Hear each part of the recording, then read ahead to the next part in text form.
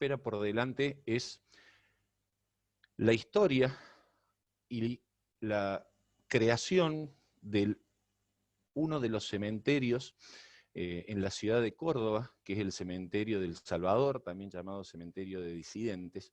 Pero para poder, siempre me gusta tratar de explicar las cosas de manera contextualizada y que más en una situación así de virtualidad la gente tenga la posibilidad de entender de la manera más real el contexto. Entonces, lo primero, sobre todo porque veo, como estuviste diciendo vos recién en la presentación, que hay mucha gente que no es de la ciudad de Córdoba. Entonces, si a mí me dicen cementerio de Recoleta, cementerio de Chacarita, cementerio de Flores, probablemente no sepa cuál es el contexto urbano de esos tres cementerios. Entonces me parece que lo correcto es comenzar por explicar el contexto del barrio y del lugar en donde está emplazado el cementerio del Salvador. Y para eso vamos a comenzar a compartir pantalla. Ahí estamos. Lo que he hecho es, dentro de la línea roja, está lo que es el barrio de Alberdi, barrio Juan Bautista Alberdi en la ciudad de Córdoba, un barrio de los barrios tradicionales, fundacionales, de los primeros barrios de la ciudad, llamado así a partir de 1910. Antiguamente, todo este sector era llamado el pueblito de la Toma. La ciudad de Córdoba está dividida por dos cursos de agua. Uno es el río Suquía, este que se ve aquí, todo este, y acá se ve azul, celeste, es el río Suquía que divide la ciudad en norte y en sur. Y el otro es el arroyo de la Cañada que la divide en este y en oeste. A medida que la ciudad fue creciendo, se fue desarrollando luego de la fundación del 6 de julio de 1573 por parte de Jerónimo Luis de Cabrera, los distintos barrios se fueron fundando, desarrollando y creando para en cada uno de ellos tener la posibilidad de que sus habitantes desarrollen una idiosincrasia. Y si hay un barrio que tiene identidad propia, es Alberdi. De hecho, toda esta parte de la República, de lo que hoy es la República Argentina, cuando Jerónimo Luis de Cabrera, un desobediente, porque la orden para Jerónimo era fundar la ciudad a la altura de Santiago del Estero, y él decide enviar un grupo de expedicionarios 500 kilómetros más al sur, y se funda Córdoba en ese contexto. De ahí muchos dicen la fama de desobedientes y de revolucionarios y reformistas que tenemos los cordobeses.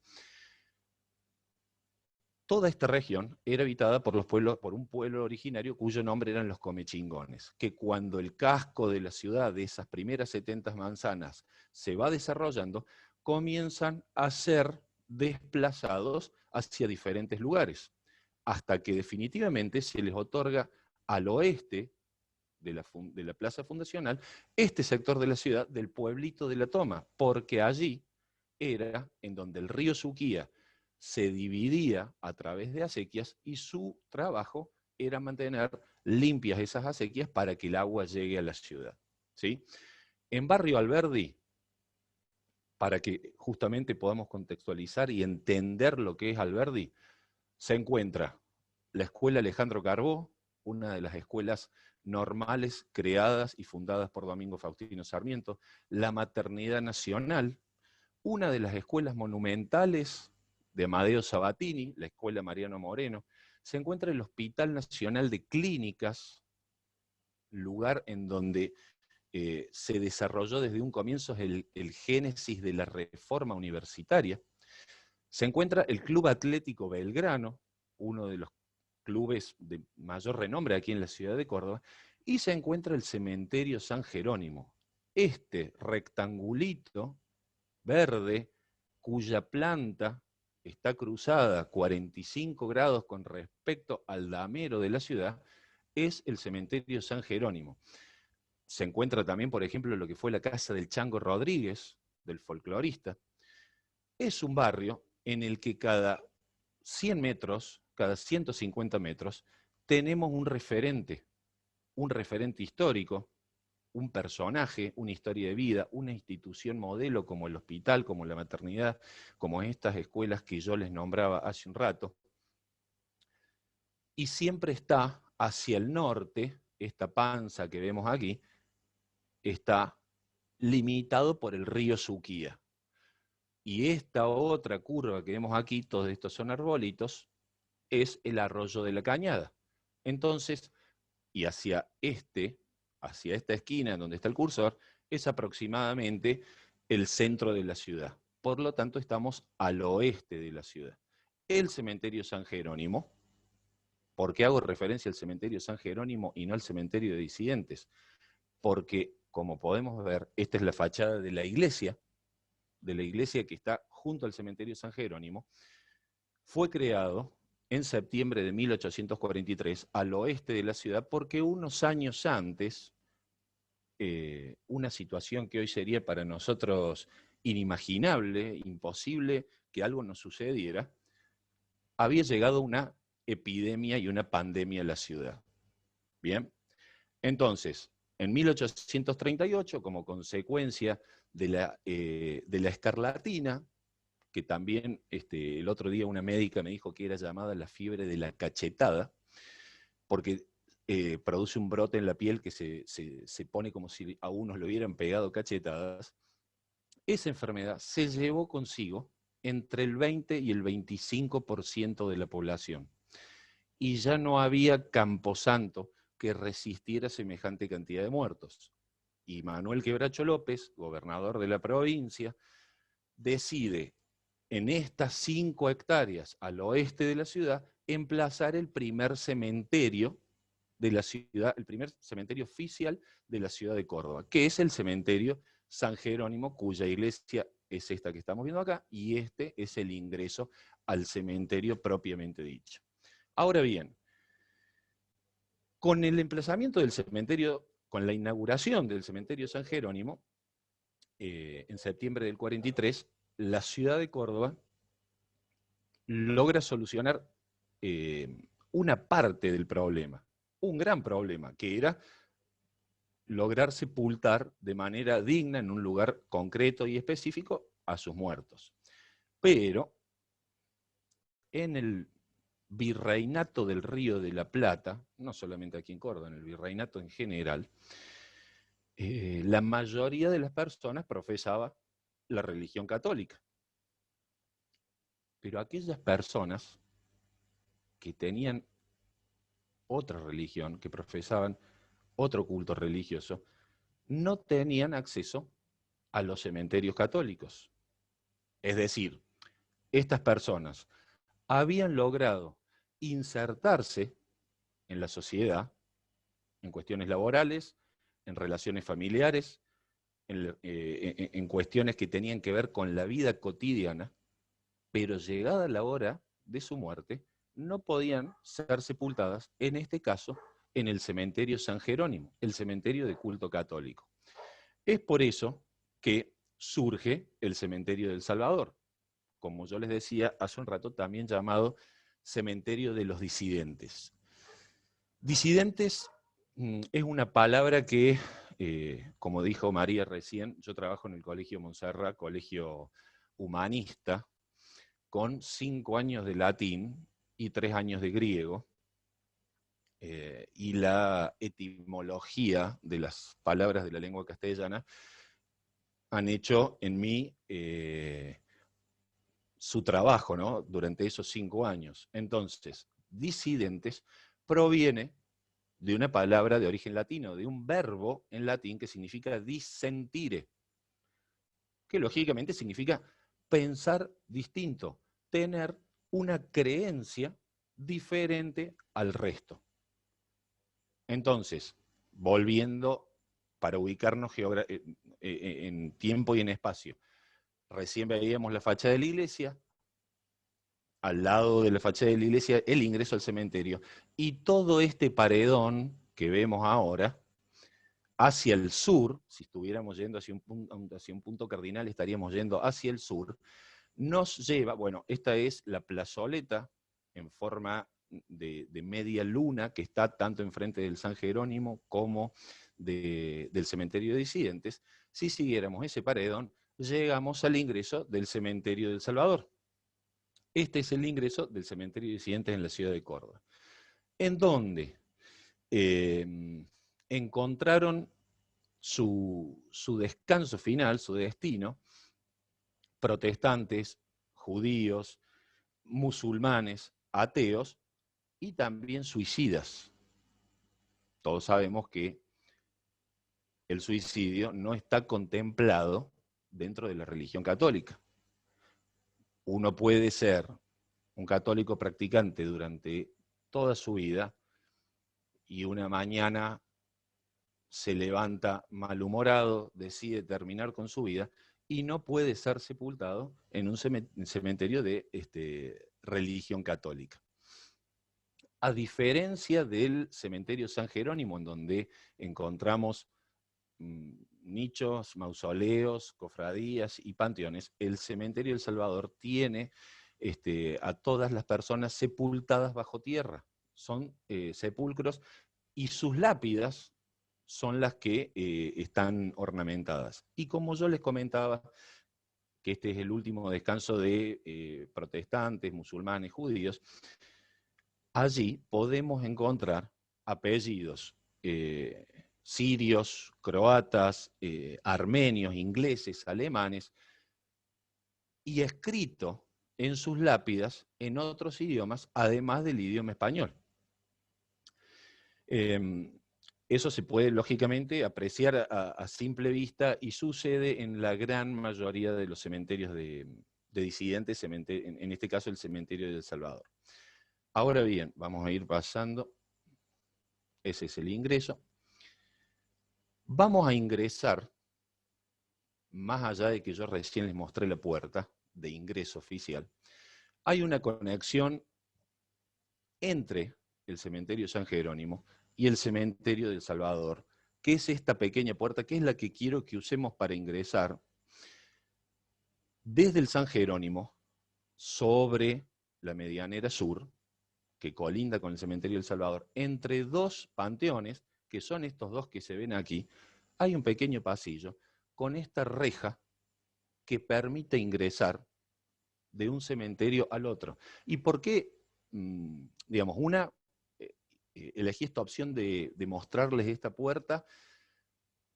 Para comprobar que muchas veces no es necesario que esa puerta se encuentre cerrada, porque las diferencias de credos, llegada la hora de ingresar a un cementerio, en algún punto en vez de ser diferencias, nos unen. Si hay algo de lo que los cementerios se encargan, es de igualar la condición humana.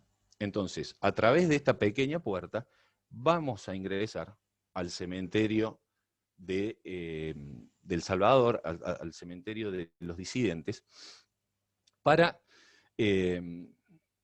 comenzar a contar el origen del por qué en Córdoba, como en otras ciudades del país, se hace necesaria la creación de un cementerio más allá del cementerio católico ya existente.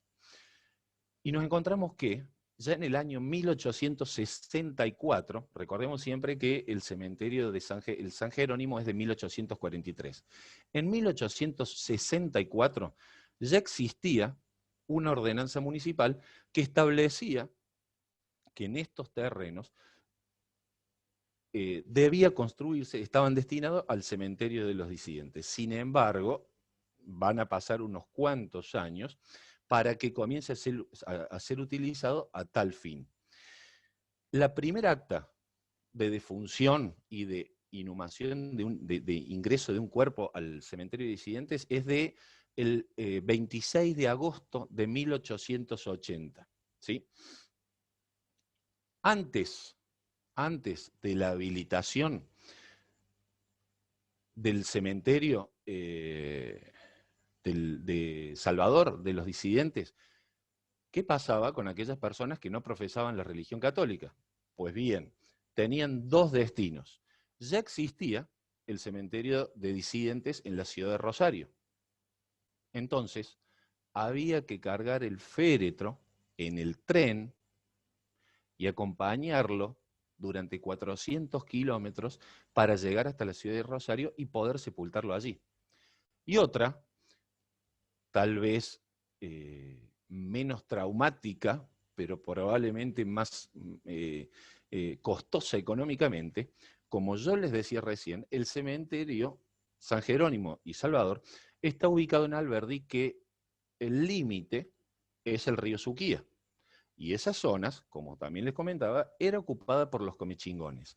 Un viejo cacique comechingón, dueño de algunas de esas tierras, ofrecía a través de un canon lugar para un enterratorio para aquellas personas que no fueran de la religión católica. Entonces, se podía sepultar a las personas no católicas en las proximidades del río Suquía, siempre y cuando este cacique estuviera de acuerdo y siempre y cuando uno tuviera el dinero necesario para pagar ese monto. Los cementerios de disidentes en general en el país son posteriores a los cementerios católicos, y el primero surge por un pedido de la anglicana colonia británica a Bernardino Rivadavia. Y en Córdoba, la apertura o el primer pedido para que este cementerio sea inaugurado es a mediados de 1800, por medio de la Sociedad Unión y Benevolencia. O sea, mi madre era profesora de italiano y estoy tentado en decir Unión y Benevolenza, pero bueno, ellos son los primeros que en Córdoba sugieren que debe existir un cementerio de disidentes, un cementerio de personas no católicas. Ahora bien, bueno, a ver, yo voy pasando las fotos, el relato va apoyado sobre estas fotos y voy a hacer el relato sobre lo que es el cementerio de disidentes. Voy a contar ahora eh, eh, por qué surge la verdadera y real necesidad de crear un cementerio de disidentes, que es a través de un caso muy famoso, que es, aquí en Córdoba se conoce con el nombre de el escándalo Alderete, pero cuando hable sobre alguna de las personalidades que allí están sepultadas, ahí sí me voy a apoyar más sobre las imágenes. Estas son simplemente fotos del cementerio de El Salvador aquí en Córdoba. Les comentaba esto del escándalo Alderete, y tiene que ver, bueno, a ver, es un caso que realmente reviste algunas cuestiones que para la época llamaron muchísimo la atención.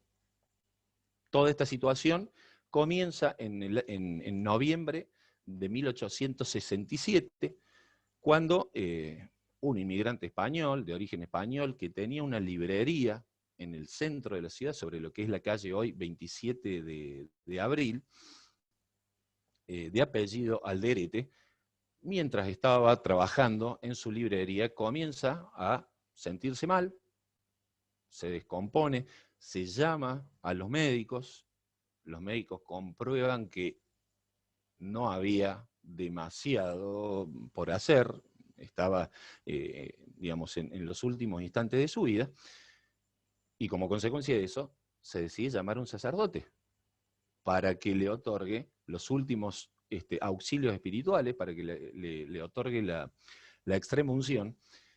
Y don Alderete, que tan solo tenía 28 años, con el poco aliento que le quedaba, se niega a recibir la extrema unción y muere fuera de la religión católica. De esta situación se entera el obispo de la ciudad, José Vicente Ramírez de Orellano, que cuando se entera dice: no, este tipo no recibió la extrema unción, no lo vamos a sepultar en el cementerio San Jerónimo. Y permanece insepulto durante 3 días en la puerta del cementerio San Jerónimo. El cuerpo de Alderete permanece en el cementerio del lado durante 3 días. Fue así que, algo que puede suceder hoy, como no, el gobierno de la provincia y el gobierno municipal se ponen de acuerdo con la iglesia y acuerdan la creación de la necrópolis, que unos años más tarde es inaugurada para que aquellas personas no católicas tuvieran un destino, al igual que aquellas personas que practicaran la religión católica. Como estamos viendo, tanto, a ver, en esta imagen anterior como en esta, como en otra que hemos visto, la inmigración inglesa y americana encontró su último descanso en el cementerio de disidentes. Aquí en Córdoba, la llegada del ferrocarril, del ramal Rosario-Córdoba, cuyo primer, cuando arriba por primera vez es el 13 de abril de 1880, trae aparejado que en la ciudad, en diferentes barrios, como en Alta Córdoba, como en General Paz, como en Pueyrredón, que son barrios de la ciudad, ya existiera la creación de estaciones de trenes. Y por lo tanto, dirigentes, empresarios del ferrocarril y empleados del ferrocarril que no practicaban la religión católica podían ser sepultados en el cementerio del Salvador, cementerio de disidentes, y muchos de ellos practicaban la masonería, como podemos ver aquí en esta sepultura, en donde claramente está el compás y la escuadra. Bien, por lo tanto, aquí tenemos otra, dentro del cementerio de Salvador, en el San Jerónimo también, en el cementerio de San Jerónimo también, pero dentro del cementerio de Salvador, la existencia de simbología masónica es permanente y de todo tipo, y en lápidas, como en este caso también, escritas en inglés. Bien. Bueno, vamos, esta que vemos aquí, esta de aquí, es la rejita por la que entramos. Este es el paredón sur del cementerio San Jerónimo, que se convierte de este lado en cementerio del Salvador. Vamos a comenzar a recorrer algunas de las personalidades, algunas de las figuras notables que están dentro del cementerio, que están sepultadas en el cementerio del Salvador. Y para ello primero tengo que hacer una aclaración. Esta que vemos acá es la pirca, esta es el ingreso al cementerio del Salvador, cementerio de disidentes. Pero, fíjense, que aquí hay otra reja. O sea que todo este espacio que vemos acá, forma parte de un lugar en donde hay personalidades, hay personas sepultadas que no eran católicas, pero que tampoco profesaron su oposición o se confesaron en contra de la religión católica.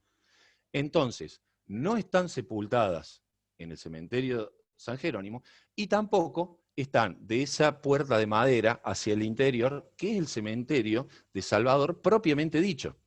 Yo llamo a este espacio, a esta superficie, el limbo eterno. Es un purgatorio infinito.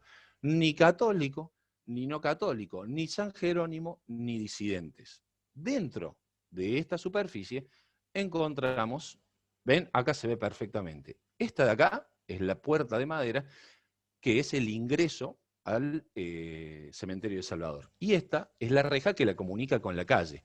Es decir, que en esta superficie están esas personas que no profesaban un culto que no sea el católico y tampoco en contra de la religión católica. Y esta lápida que vemos aquí, con este florerito y las flores rojas, es la de José Malanca. José Malanca, pintor cordobés, nacido en la ciudad de Córdoba en el año 1897, de muchísima trayectoria, que gana su primer beca para recorrer Europa, pasa 3 años en Europa, junto con otros pintores de aquí de la ciudad de Córdoba, también con Fernando Fader, quien fuera la persona que le regala su primer paleta de colores a José Malanca es Alejandro Carbó, ¿sí? El fundador de la Escuela Normal Alejandro Carbó aquí en Córdoba, un docente. Y luego de esos 3 años en Europa, Malanca regresa a Sudamérica, regresa a Córdoba, se presenta, sigue exponiendo, lógicamente, siempre dedicado a pinturas que reflejaban la naturaleza, paisajes. Malanca es gracias a él surge la expresión un pintor airelibrista. Pintaba permanentemente al aire libre.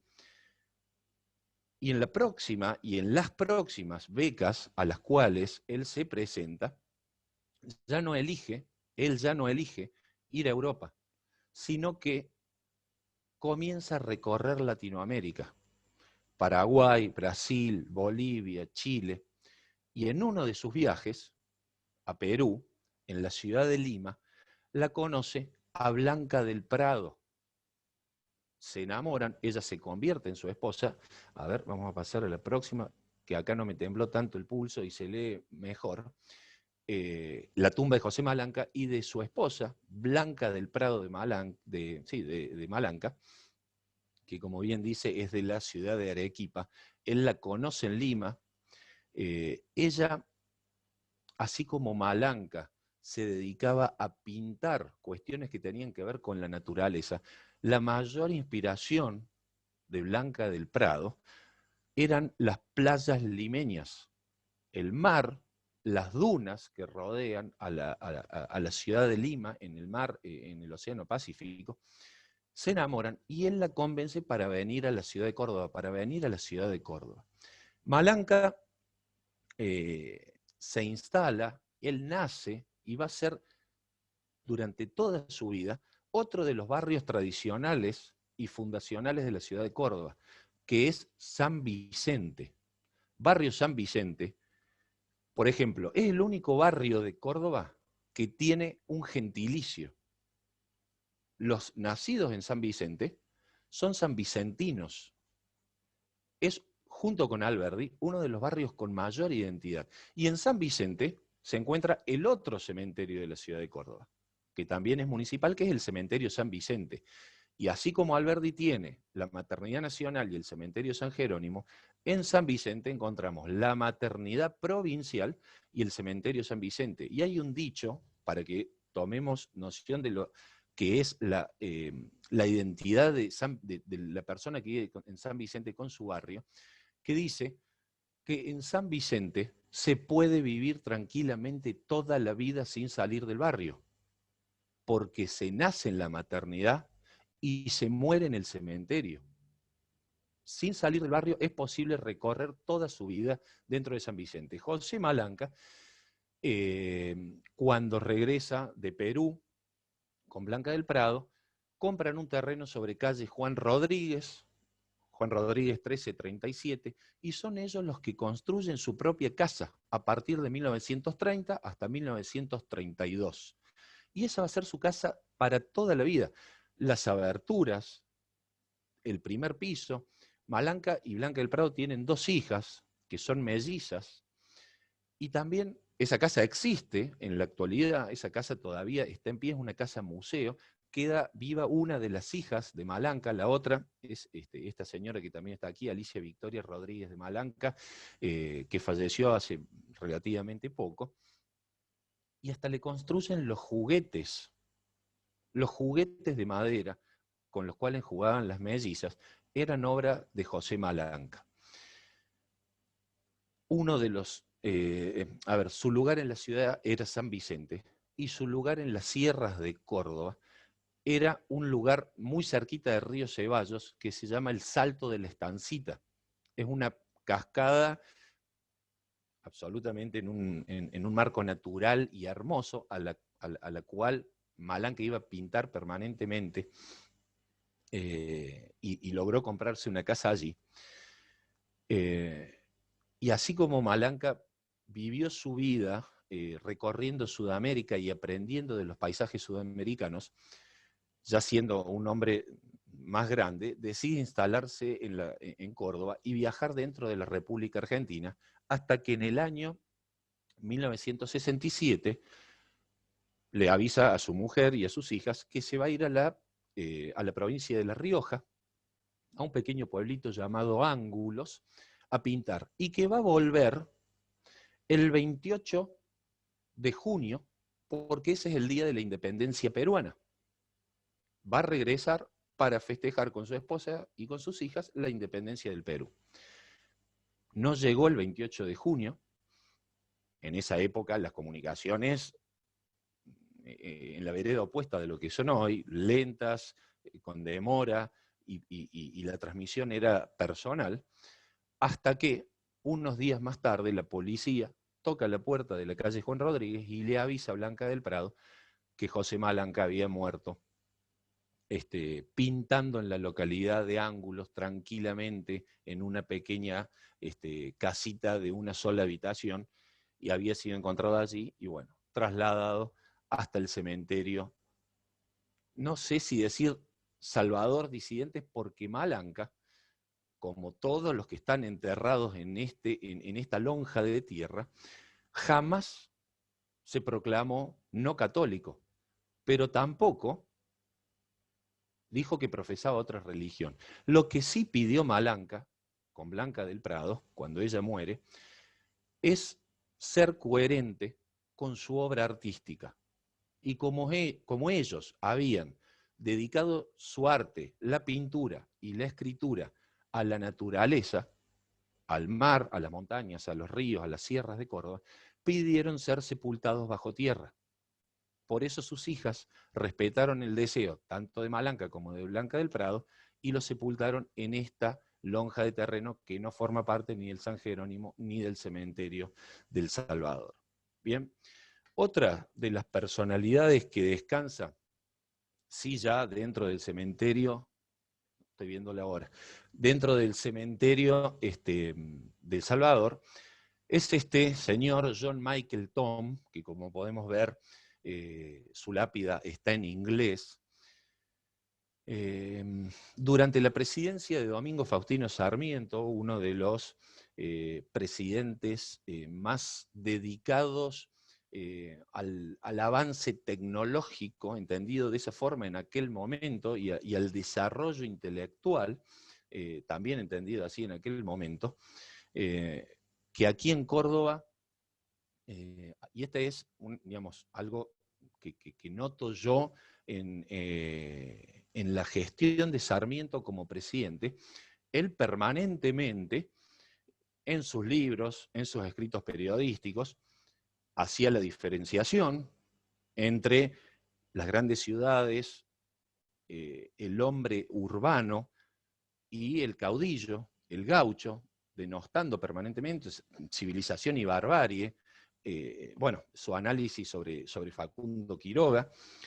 Sin embargo, Sarmiento, llegado el momento de su presidencia, instaura en la ciudad de Córdoba, o sea, en el interior del país, el primer observatorio de Sudamérica, la Academia de Ciencias y el primer ramal de ferrocarril, que es este que yo les comentaba recién del 13 de abril, que une Rosario con Córdoba. Por lo tanto, él elige una ciudad del interior para llevar a cabo todo este desarrollo científico, todo este desarrollo académico y tecnológico, que si hubiera sido a lo mejor coherente con lo que él escribía, tendría que haberlo hecho en la ciudad de Buenos Aires. La Academia de Ciencias implica aquí en Córdoba la llegada de una institución académica al mismo nivel que la Universidad Nacional de Córdoba, con científicos y con investigadores, Burmeister, digamos, con docentes alemanes y del resto del mundo traídos y convencidos por el propio Sarmiento, y lo mismo sucede en el Observatorio Astronómico Córdoba. El Observatorio Astronómico, que queda en barrio Observatorio, también por eso se llama así, el barrio porque está emplazado el Observatorio Astronómico Córdoba, que es del año 1871, de octubre de 1871, es el primero de Sudamérica. Sarmiento conoce en Estados Unidos a una eminencia astronómica como el doctor Benjamin Gould y lo convence, Gould absolutamente consagrado en su actividad y sin ninguna necesidad de demostrarle nada a nadie, y lo convence de cambiar de hemisferio, de venir a Sudamérica. Gould llega a Buenos Aires, tiene que esperar durante 3 meses en Buenos Aires todos los elementos que llegaban de Europa, y luego se instala en Córdoba. Es el propio Gould quien elige esos terrenos de barrio observatorio que la ciudad de Córdoba está fundada en una depresión geográfica, ¿sí? Desde el centro hacia cualquier barrio, siempre vamos a tener que ir hacia arriba. Y desde cualquier barrio hacia el centro, siempre vamos a tener que ir hacia abajo. La depresión económica sí ya es culpa nuestra, ¿no? Entonces, elige Barrio Observatorio, que es una de las partes altas de la ciudad, el propio Gould, para allí comenzar a construir este observatorio, que hasta ese momento, de la línea del Ecuador hacia el sur, no existía relevamiento astronómico. O sea, la creación del observatorio en la ciudad de Córdoba es un hecho importantísimo, es un hecho fundamental. El primer director es Benjamin Gould, que tiene también una historia trágica personal, de vida personal. El segundo director, quien era su mano derecha, es John Michael Thom. John Michael Thom, que llega también de la mano de Sarmiento y del propio Gould, comienza a desarrollarse, a desarrollar sus tareas de director aquí en el observatorio, y en esta labor de Sarmiento, también que está relacionada con la educación y las escuelas normales, todos sabemos ya que trae 65 docentes, 61 mujeres y 4 docentes varones a la República Argentina, que debían ir a Buenos Aires, allí se hacía su contrato, luego eran destinados a diferentes lugares de la República Argentina para comenzar su tarea de enseñanza. Y aquí en Córdoba llega una de esas docentes proveniente de Catamarca en el año 1884, que es Francis Well, una de las normalistas, de las docentes normalistas de Sarmiento, llega aquí a la ciudad de Córdoba y lógicamente todas estas personas llegadas a nuestro país que no hablaban el idioma y que tenían una preparación diferente, comienzan a interactuar e interrelacionarse entre ellas. Y John Michael Thom se casa con Francis Well. Entonces, este que tenemos aquí es John Michael Thom. Y aquí al lado, en esta lápida que está prácticamente destruida y que no se puede leer nada, descansa su esposa, Francis Well, quien debe renunciar al cargo de vicedirectora de la escuela normal, hoy Escuela Alejandro Carbo, porque en el contrato que se firmaba se establecía que las docentes, mujeres, debían ser señoritas. Por eso en la escuela primaria nosotros le decíamos señor, señorita, y una vez que se casaban debían renunciar. John Michael Thom vivió 38 años aquí en la ciudad de Córdoba.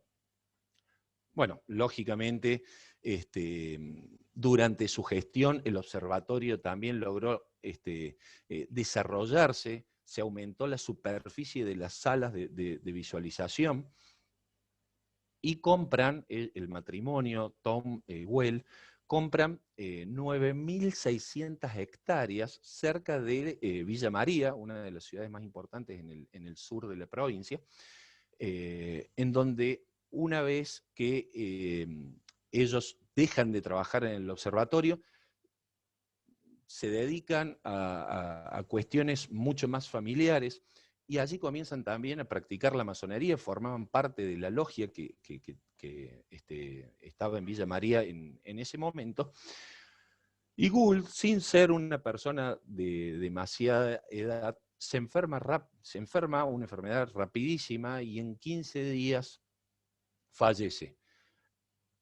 Y se hace cargo no de la dirección, porque no podía una mujer ser directora del Observatorio Astronómico, pero sí en las funciones vuelve a hacerse cargo Francis Well, hasta que se nombra al tercer director, que también descansa aquí en el Observatorio Astronómico. Los 3 primeros directores del Observatorio Astronómico Córdoba no son argentinos, y son Benjamin Gould, John Michael Thom y Joseph Guerin, que también está aquí. Gould no descansa en el de disidentes, Guerin y Thom sí.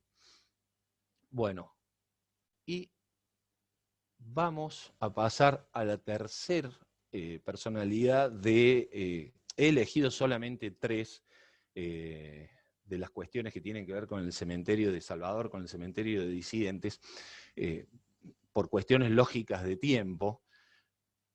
Y esta es una historia que cuando, digamos, la relato, la cuento, le pongo un título que es tragicómico. Hoy nos parecería, lógicamente, una tragedia, pero con el paso del tiempo esa visión fue cambiando. Y tiene que ver también con el Observatorio Astronómico Córdoba y con el destino. Cómo muchas veces el destino juega tan rápido los dados que nos alcanza sin que nos demos cuenta. Este señor que vemos aquí, Chalmers Stevens, mientras Benjamin Gould era el director del observatorio, era uno de sus ayudantes. Tampoco hablaba español, lógicamente hablaba inglés. Le gustaba, además de su trabajo en el observatorio, andar en lo que hoy sería rollers, en patines, y como el observatorio está en la parte alta de la ciudad, bajaba hasta el centro, recorría las calles céntricas y volvía, y se lo conocía así, como el inglés del... A ver, digamos, no era inglés, ¿no? Pero hablaba inglés. Entonces se le conocía como el inglés de los patines. Chalmers Stevens, trabajando en el observatorio, durante una noche esperando la llegada de una tormenta, sentado en su oficina, frente a la ventana y tomando una taza de café, efectivamente la tormenta llegó, la tormenta se desató, y un rayo ingresó por la ventana y lo fulminó, y cayó al piso sin ninguna chance de sobrevivir. A la mañana siguiente, cuando llega el resto del personal, entre ellos Benjamin Gould, encuentran el cuerpo sin ninguna señal de violencia, llaman a la policía forense, los médicos constatan que efectivamente había sido alcanzado por un rayo porque su chaleco estaba quemado, y se decide sepultarlo en el recientemente inaugurado cementerio de los disidentes o cementerio del Salvador. Y es el propio Benjamin Gould quien lo traslada y acompaña el cortejo fúnebre y lo despide con una frase genial. Dice: Chalmers Stevens, aquel muchacho que murió como hubo vivido, por y para las cosas del cielo. O sea, los mayores logros y las mayores satisfacciones provinieron del cielo, porque él era un investigador y trabajaba en el observatorio. Y trágicamente encontró su muerte con algo que también provino del cielo. En esta lápida ya resquebrajada y medio levantada, que en una de las visitas, hace un par de semanas, una de las personas que estaba haciendo la visita me hizo notar algo que probablemente sea cierto, y es como que Chalmers Stevens, un hombre que creía tanto en la naturaleza, su lápida y su sepultura está absolutamente invadida por este gran ciprés. Fíjense cómo incluso ha cortado el cordoncito de la vereda, y es muy probable que Chalmers Stevens haya encontrado un nuevo destino, esta vez mucho más perdurable, en este ciprés que comparte el terreno con su sepultura. Bien, bueno, esta foto la saqué porque tengo la suerte de haber recorrido en varias oportunidades el cementerio Recoleta y otros cementerios, y observando el cementerio de Recoleta, me di cuenta que las calles no tienen nombre. En el cementerio San Jerónimo, cada calle tiene su nombre. La calle principal se llama San Jerónimo, y eso lo transforma en una villa urbana. San Jerónimo, San Javier, San Agustín, San Ignacio, Santa María, Santa Rosa. Entonces, alguien que necesita encontrar un panteón o una cofradía, le dicen, queda sobre San Jerónimo, esquina San Agustín. Y es mucho más fácil llegar. En el cementerio de Salvador no hay calles, pero sí están divididas en cuadros. Cuadro A y cuadro B, sobre la calle principal, hacia un lateral y hacia el otro. Por eso, digamos, saqué esta foto, me pareció un lindo detalle que agrega más información al cementerio del Salvador. Y así como entramos, que es esto que se ve aquí, cuadro B lateral, así como entramos por esa puertita que nos trajo del cementerio San Jerónimo, por esa misma reja nos vamos a retirar y vamos a abandonar el cementerio de Salvador, cementerio de disidentes. Espero que de manera muy breve, porque en 50 minutos sí se hace muy difícil poder contar tanto, y hay que ser muy selectivo en el material, y eso es una cuestión de subjetividad. Son historias y detalles que a lo mejor a mí me parecen increíbles y a mucha gente no, pero bueno, en algún momento haremos parte 2 del cementerio de Salvador, cementerio de disidentes, y contaremos otras cuestiones.